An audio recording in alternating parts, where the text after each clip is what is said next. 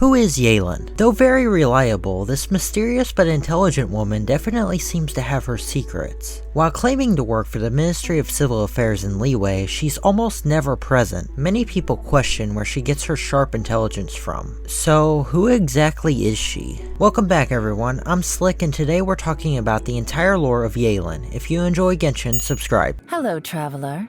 Call me Yelan. I think you may need my help, and I just so happen to be interested in some information you have.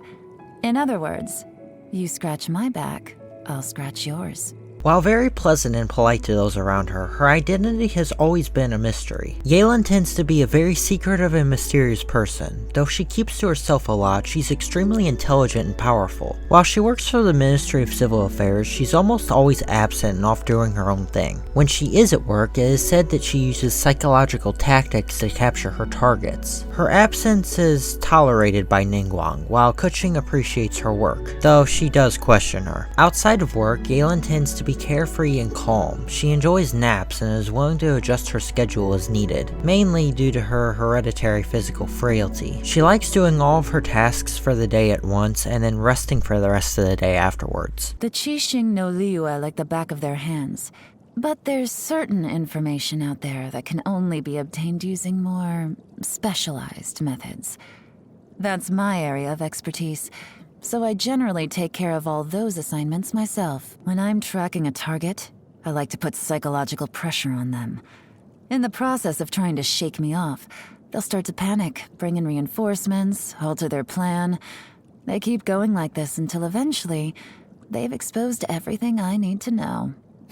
People who know of Yelan, specifically those who get themselves into trouble, look forward to meeting her. They think that she'll help them get out of trouble or be their ally. The issue is, it's not just the allies that believe this, it's the enemies too. Sometimes she'll pick a side and offer to help, but those she helps may soon see themselves on the opposite side of her helping. Many of those who have fallen into her trap have vowed to take their revenge on her, but none of them have even come close to succeeding. Also, everyone who meets her as a different identity, so many wonder when is she really telling the truth. When her true identity is revealed, those interested in hearing the truth may not be around anymore to hear it. Yelan is not somebody that you want to mess with. A lot of Liyue citizens believe that she's a spy of some kind for some mysterious organization, purposely stirring up conflict to manipulate others for her own wants and needs. Some believe that she does it purely out of her own enjoyment without affiliation with any sort of organization. Either way, she's still a mystery and the rumors only add to it. The only way to get the truth would be to ask her yourself, but Yelan tends to be the one that finds others and not the other way around. Navigating the world is a whole lot easier with a few different identities to choose from. Need me to come up with some for you? Now, this next part is a bit strange. Occasionally, pharmacies in Liyue will receive interesting patients, to say the least. These patients, claiming to be all different types of people from all over Teyvat, seem to enjoy pain. They seem to enjoy the stinging of their skin when pharmacists supply remedies to their wounds, some even going as far as to not wanting anesthetic when going through painful therapies or operations. The thing is, all of these people are Yelan, disguised as one of her multiple identities. The physicians, amazed by their patients' high pain tolerance, are always too distracted to find out that it's all the same person. She, like anyone else, does need medical care from time to time, especially in her line of work and the inevitable exposure to danger. Though Yelan is no different from the average person with wants and needs, very few things are able to grab her interest. She travels to far-off lands, but traveling is bland to her. She is well-read and well-versed, yet doesn't particularly enjoy reading. She knows what to say to others to get what she wants, yet she takes no joy in playing mind games. Often she rolls dice to decide how to pass her time. Blindness is synonymous to blindness, while thrills afford clarity, is a quote from Yelan, and a philosophy that she lives her life by, all while managing to stick to the shadows. In my free time, I live life completely at random. It's quite simple. I make a list of things to do, then I roll the dice to decide which one I'm going to do next. It's a surprisingly fun game, and it's really broadened my mind.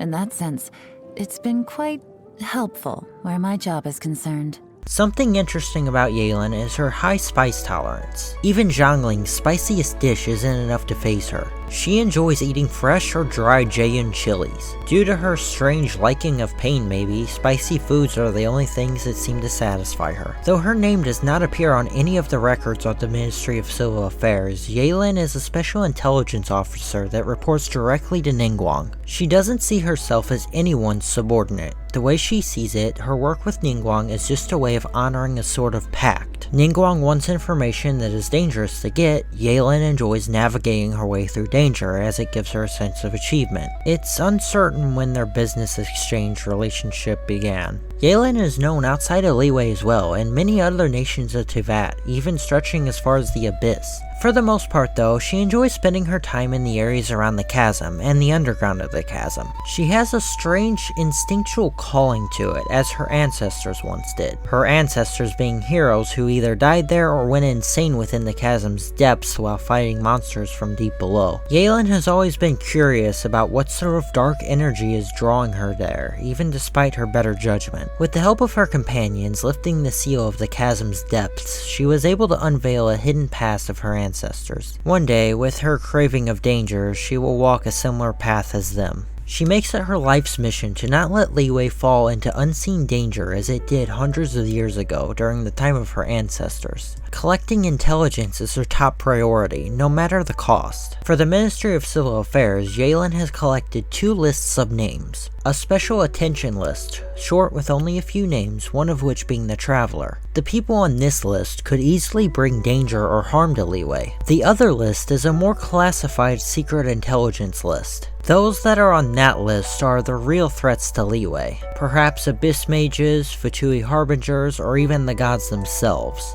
All of these people on the 2 lists, Yelan unknowingly keeps a special eye on. This work greatly pleases her. It is said by the locals to never play dice with anyone you don't know at the Yangsheng Tea House, or else terrible things might happen to you. There are rumors of a terrifying woman and to ignore her if she invites you to play. This woman, of course, is Yelan in one of her many disguises. A while ago, after the Fatui lost control of the tea house, Yelan used the opportunity to take control and to turn it into a secret base. All different types of people come through, and it's a great source of intel. From time to time, Yelan comes in, just pretending to be a regular customer, having some tea and playing some games. Though with her intelligence skills, she's always able to outwit her opponents. Those who lose are best advised to accept the loss, and those cheating are advised to do the same. Reasoning isn't really a concept at the Yangsheng Tea House, especially not with this mysterious woman. Some say the boss of Yenshan Tea House is a young entrepreneur who got rich overnight.